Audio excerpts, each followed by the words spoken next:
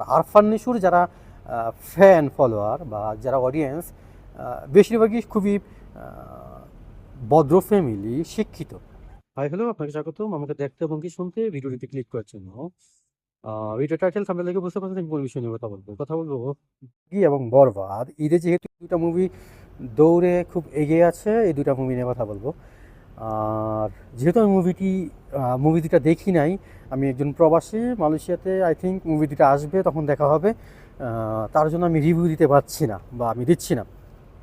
তবে আমার যতটুকু জানা শোনা, যতটুকু আমি ফেসবুক কিংবা ইউটিউবের মাধ্যমে জানছি, অতটুকুর ওপর বেস করি আমি আমার কথাগুলো শেয়ার করতেছি। জাস্ট দাগি, আরফান নিশু, বরবাদ, সাকিব খান, হ্যাঁ, দুইটা ক্যারেক্টার, দুইটা নায়ক। আমি আমার এই চ্যানেলেই আমি প্রায় অনেক ভিডিওতে বলছি যে আগামী 10 বছর সাকিব খানের রাজত্ব থাকবে এই বাংলাদেশ মুভি ইন্ডাস্ট্রিতে। সাকিব খানের রাজত্বটা কেউ আসলে এটাকে বিট করতে পারবে না। আমার ধারণা ভুল, আসলেই ভুল। এখন আমি সাকিব খানের ফ্যান, আমি আরফান নিশিরও ফ্যান। তার মানে এটা নয় যে আমি কাউকে ছোট করে দেখতেছি, আমি কাউকে ছোট করে কিছু বলতেছি। যারা আরফান নিশির ফ্যান তারা আমাকে বুঝবেন, যারা সাকিব খানের ফ্যান তারাও আমাকে বুঝবেন। ভিডিওটা শেষ অবধি পর্যন্ত দেখে যদি আপনার কোনো মন্তব্য করা থাকে অবশ্যই মন্তব্য করবেন। ওকে, সাকিব খান এখন বাংলাদেশের নাম্বার ওয়ান হিরো কিংবা মেগা স্টার, সুপার স্টার, যাই বলেন না কেন, ওকে ফাইন। যারা দাগি মুভিটা দেখছেন তারা আই থিঙ্ক বুঝতে পারতেছেন খুব বেশি একটা সময় নেই আরফান নিশুর সাকিব খানকে ভিট করার মতো যেই সময়টা আসার। এখন আমি সত্যিকার অর্থ বলতেছি, অবশ্যই বরবাদ বিশাল একটা বাজেটে, যদিও তারা দাবি করতেছে 15 কোটি টাকা। ইভেন পরিচালক এটা নিজেও দাবি করতেছে এরকম কিছু সিন ছিল একটা প্লেসে, যে তারা ওখানে শুটিং করবে, দেন ওইখানে যাওয়ার পরে তাদের ওই প্লেসটা, জায়গাটা মন মতো হয়নি, তারা ক্যান্সেল করছে। ওই ক্যান্সেল করাতেই নাকি তার 8-9 লাখ 10 লাখ টাকার মতো চলে গেছে। আমি জানি না আসলে কতটা সত্যি, হয়তো বা হতে পারে, কারণ এই বিষয়ে আমি দক্ষ না, আমি মুভি বানাই না, আমি এই সম্পর্কে জানি না। হতেও পারে 10 লক্ষ টাকা। আবার আমার কাছে মনে হচ্ছে 10 লক্ষ টাকা তো অনেক হিউজ একটা অ্যামাউন্ট, আমি জানি না।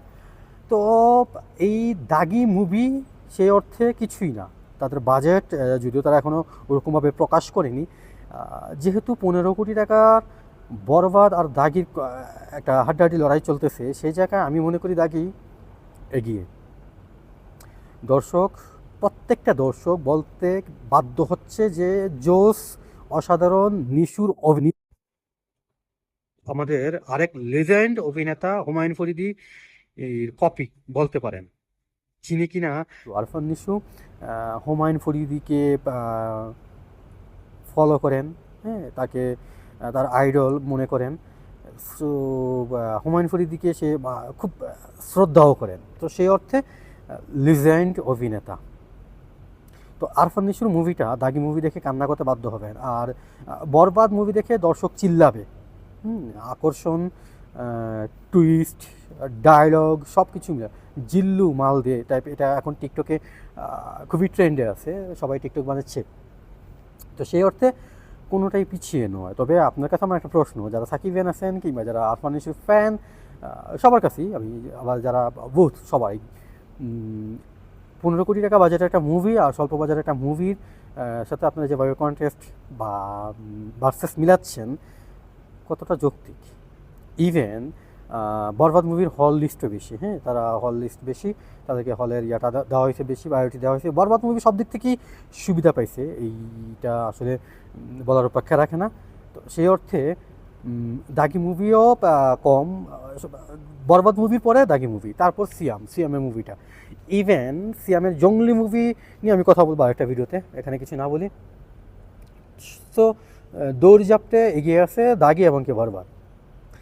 ইভেন এই দুইটা দাগি মুভির নিশু এবং কি বরবাদের সাকিব খান, এই দুজনের ফ্যান ফলোয়াররাও খুব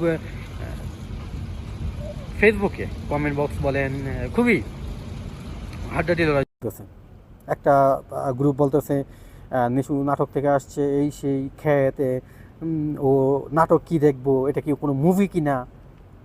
এগুলো আসলে ভুল। এগুলো আমরা বলার দরকার কোনো রকম বলতেছি, এতটুকুই, এর বেশি কিছু না। আমরা না বুঝেই বলি। বাংলাদেশে আমি মনে করি, ডোন্ট মাইন্ড বা রাগ করবেন না, বাংলাদেশে সাকিব খানের মুভি যারা দেখে তারা একটা পার্সেন্টেজ, আমি 100% মানুষের অডিয়েন্স ধরেন, তার মধ্যে 60 থেকে 65 বা 70% অডিয়েন্স বুঝে, ভালো করে বুঝে বা ফ্যামিলি সহ মুভি দেখে, হ্যাঁ। আর বাকি 30% অডিয়েন্স না বুঝিয়ে দেখে। জাস্ট সাকিব খানের কয়েকটা ডায়লগ দিব, দেখবো, এইগুলাই এসে একটু ফেসবুকে ফালাফালি করবো, কয়েকটা ডায়লগ মুখস্থ করে আসবো, জাস্ট এই জন্যই দেখে, না বুঝিয়েই দেখে। একটা মুভি দেখার ক্ষেত্রে কি কি আসলে ফলো করতে হবে, কি কি আসলে আমাকে শুরু থেকে শেষ পর্যন্ত বুঝতে হবে, বুঝে দেখতে হবে, এই বিষয়টা অনেকেই জানে না। আমিও হয়তো বা জানি না। আমি অতটা বাংলা মুভি দেখি নাই বা দেখার সুযোগ হয়নি আমার। আর তার মধ্যে এবার আমি দেখব, মালয়েশিয়াতে যদি দাগি মুভিটাও আসে আর বরবাদও আসে, আমি দুইটা মুভি দেখব। সো এখানে রাগ হওয়ার কিছু না। আমি দুইটা লেভেল, মানে দুইটা হিরোর অডিয়েন্সদের কথাই বলতেছি। আর আরফান নিশুর যারা ফ্যান ফলোয়ার বা যারা অডিয়েন্স, বেশিরভাগই খুবই ভদ্র ফ্যামিলি, শিক্ষিত। আমি না, কিন্তু আমি কাউকে, আপনি আমার সাথে যারা সাকিবিয়ান আছেন তারা আমার সাথে রাগ করতে পারেন, আমাকে হয়তো আনসাবস্ক্রাইব করতে পারেন, আমাকে গালাগালি করতে পারেন, কিন্তু দেখেন আপনি আরফান নিশুর ফ্যানগুলা একটু বুঝে একটা শ্রেণী আছে। সাকিব খান নিজে অস্বীকার করছে যেখানে, সেখানে আপনি কেন অস্বীকার করতেছেন বা আপনি কেন এভাবে দেখতেছেন। তার ফ্যান ফলোয়ার যারা রিক্সা চালায়, দিন এনে দিন খায়, আমি কাউকে ছোট করে বলতেছি না আমি কাউকে, এটা হইতেই পারে, কাজকে কখনো ছোট করে আমি দেখতেছি না। তো সেই অর্থে একটা মুভির আসলে কতটুকু ভালো বা জাজ করার জন্য তাদের অতটুকু ব্রেন আছে কিনা, অতটুকু ক্ষমতা তাদের আছে কিনা, সেটাও দেখার বিষয়, তাই না? সো সব কিছু মিলে দুটো মুভি ভালো চলতেছে, এরকম হাড্ডাহাড্ডি লড়াই উচিত। আমি আমার এই চ্যানেলে অনেক ভিডিওতে বলছি যে বাংলাদেশের মুভি ইন্ডাস্ট্রিতে মুভি ভালো হওয়ার ক্ষেত্রে, ভালো গল্প বানানোর ক্ষেত্রে, মুভি বানানোর ক্ষেত্রে হাড্ডাহাড্ডি লড়াইটা দরকার, সমালোচনা দরকার, প্রচুর সমালোচনা হতে হবে, তাইলেই ভালো কাজ হবে, ভালো মুভি নিয়ে আসবে, ভালো গল্পের মুভি আসবে।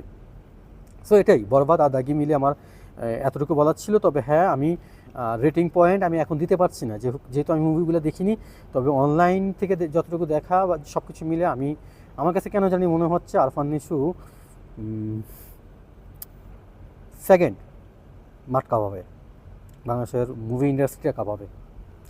সাকিব খানের পরবর্তী যদি কেউ থাকে সেটা আরফান নিশু এখন বর্তমানে। আর আমি আবারও বলতেছি, আমজনতা বা সাধারণ জনগণ সাকিব খানের ফ্যান আর আরফান নিশুর ফ্যান ফলোয়ার, আমি বলছি বারবার, মার্স লেভেলের অডিয়েন্স যারা আরফান নিশুকে পছন্দ করেন, তাদের স্ট্যাটাস, তাদের অবস্থান, নিজের বিবেককে প্রশ্ন করেন, বুঝতে পারবেন, আমাকে গালাগালি না করে বা আমাকে ভুল না বুঝে। সো এখানে আমি কাউকে ছোটো করে দেখতেছি না, দুজনই ফ্যান ফলোয়ার আছে, সাকিব খানের একটু বেশি আছে। ইভেন আপনার আরেকটু জিনিস খেয়াল করেন, সাকিব খানের পেজ দেখেন, ওইখানে কত মিলিয়ন ফলোয়ার তার, আর জাস্ট অপবিশ্বাসেরটাই দেখেন, তাই না? তার মানে আপনি বলবেন এখন সাকিব খান অপবিশ্বাসের চাইতে জনপ্রিয়তা তার কম, আপনি অপবিশ্বাস কেন যাচ্ছেন? রাকিব দেখেন, ইউটিউবার রাকিব, তহিদ আফ্রিদি, এদের ফ্যান ফলোয়ার দেখেন। সো এটা আসলে মুখ্য বিষয় না, মেইন বিষয়টা আসলে বাংলাদেশের মুভিতে উন্নত হচ্ছে, ভালো কিছু আসতেছে, ভালো গল্পের মুভি আসতেছে, আমরা সবাই এনজয় করতেছি, দেখতেছি, এটাই মুখ্য বিষয়। সবাই ভালো থাকবেন, সুস্থ থাকবেন, ভালো কিছুর সাথে থাকবেন। আর হ্যাঁ, ভিডিও ভালো লাগলে অবশ্যই লাইক করবেন, শেয়ার করবেন। ভিডিও সম্পর্কিত যে কোনো মতামত অবশ্যই কমেন্ট বক্সে জানাবেন। আপনি যদি আমার চ্যানেল নতুন হয়ে থাকেন অবশ্যই চ্যানেলটা সাবস্ক্রাইব করবেন, আর যদি যারা অলরেডি চ্যানেলটা সাবস্ক্রাইব করছেন, thank you so much and ভালোবাসা অভিরাম। Tata, good bye.